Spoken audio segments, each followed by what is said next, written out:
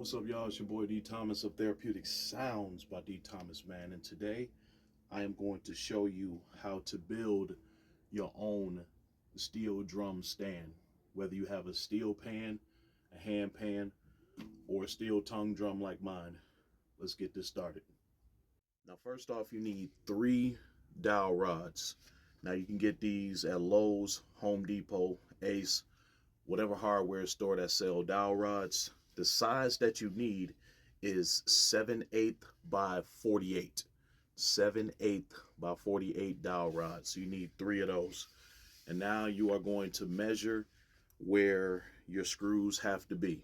So let me show you how to do that. So now I got my first dowel rod. I'm going to do this same thing with all 3 of them. So for your main spot, you're going to have to take it down to about 17 inches from the top. And then on the bottom side, let's see, gonna take it about 16.5 inches for the bottom screw. So we just gotta mark the bottom and the middle for your dowel rod, because you're gonna get ready to drill a hole and the screw for the bottom. So I'm gonna show you how to do that right now. When you go to your hardware store, make sure you get you a nice pack of drill bits. The main drill bit that you really need is a 3/8 drill bit. This is the main one you need for your main centerpiece of your stand. So we're going to use this to drill holes into our centerpieces for the dowel rods. So I'm going to show you how to do that. Okay, now for the centerpiece, we're going to start drilling right through to the middle. So just make sure your middle part is marked.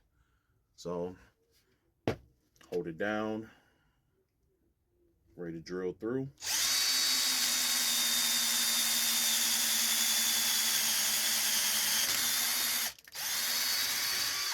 All right. So it's not going to be picture perfect clean, but it's good enough.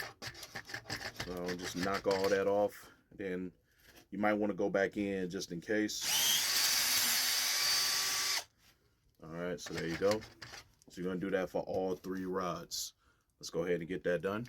All right, now the next thing we got to have, the most important piece for your whole stand, this right here.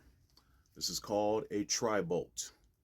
Now, you can't find these in hardware stores anymore because a lot of hardware stores, they deem this as a useless product now.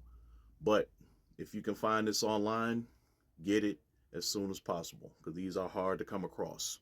So this is called a tri-bolt. Make sure you grab one. All right, so from your marker that you put for the small screw, make sure that your tri-bolt is going towards the back of that. All right, so from all dowel rods, that black mark has to show outside. All right, put that one together, put that one together. And make sure I got my black mark out. All right, that's good. All right, so now we got all 3 connected. Okay. All right, now once you got your main base of the tri-bolt on, put your washers on. Then you're going to start putting the bolts on. So what I have on my drill is this universal drill bit. So universal wrench or whatever you want to call it for this part. I'm going to go ahead, put the bolts on. Tighten it with your hand. Okay. Then once you are ready, you're going to take, once you are ready, take your drill. Going to tighten all these up.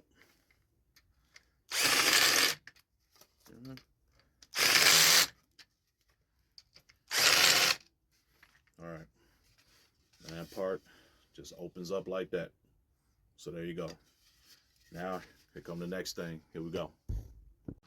Now, the next thing you need is these multi-purpose screws.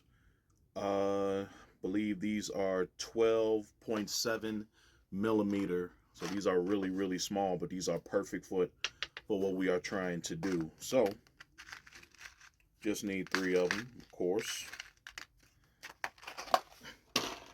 But the main part you need for the screws is a flat shoestring.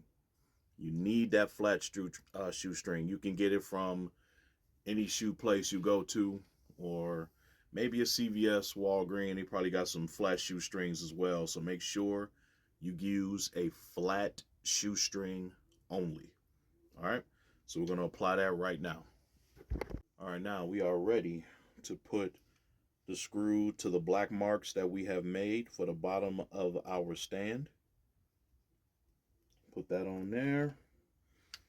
Make sure you drill it down. Now sometimes it's going to be a little tough to hold the screw down and the shoestring at the same time, so you want to make sure you do that. Okay, drill that down. Here we go. Okay, now see, it is on there nice and tight. Now you don't want to do too much because it will start to crack open. So just have the shoestring locked down as best you can. Okay, now we're going to do the whole thing. All right, so we got our shoestring on now, so we good. Now this part, next thing we need, we got to be able to tie up the end. Now the reason why I got to leave it loose is because we need something to make it adjustable. So this is what I got. So this might be familiar to you. These are little cord locks. Probably you have some on your hoodie or your coat, your jacket, whatever. If you have like some old hoodies, old jackets that you're not wearing anymore, just get you a couple of these just to keep for keepsake. And then you're going to put it onto your stand. So you put your shoestrings together, get the cord lock in there, then that's it. Now, you got to be able to tie it up as well, because you're going to lock it down once you get your steel drum on there. Yeah, just tie it up once, not going on anywhere. So you're fine with that. Now, last thing we need, let me show you this part. All right, final piece you need is these right here, these rubber leg tips. The size that you need is a 7/8 size rubber leg tips. So I suggest you guys buy 2 4-packs, because you need 3 at the top and then of course 3 at the bottom, because the ones on top of course is going to hold down the drum or keep the drum from falling on you, and the ones on the bottom of course is going to keep you from slipping and sliding wherever you are, a yoga studio, even your living room, wherever you want to play your steel drum. So there you go. So I'm going to show you the finished product. Here we go. All right, so there you have it. That is how you make a steel drum stand for yourself, so you don't have to look for anybody to pay a whole bunch of money just to make a stand for you. You can do it by yourself. But if you still need more pointers, hit me up in the DMs. I can walk you through it. All right, I'll see y'all soon. Have a good one.